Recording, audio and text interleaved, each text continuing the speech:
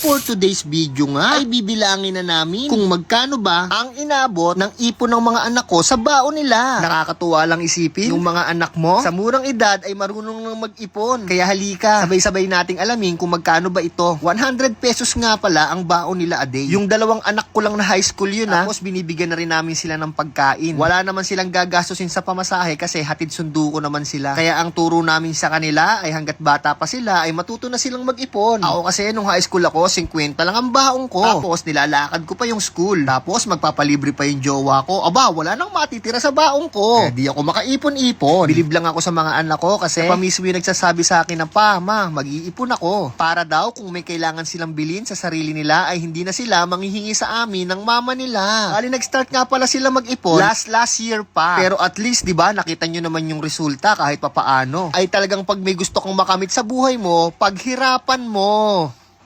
Ayan guys, nakakatuwa lang isipin na yung mga anak mo natutong mag-ipon dahil sa baon nila. So pag binibigyan namin sila ng baon na 100 a day, nag-saving sila dito ng pa 40-40, 20-20, tapos ito yung ipon nila sa baon nila. Ngayon, syempre, dahil nakaipon na sila, bibili natin yan ng kanilang gamit.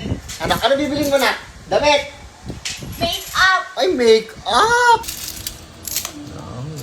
Yan, Soy.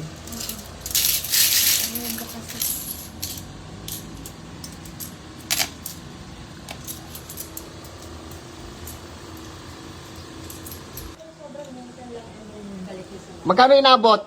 Dami nilang naipon. Nasa 11,700. Ayun. Anong masasabi mo sa mga batang gustong mag-ipon ng baon? Yan, dapat gayahin niyo yung mga anak ko. Yan, kasi mas maganda yung bata pa lang kayo natututo na kayong mag-ipon. Yun lang guys. Paalam.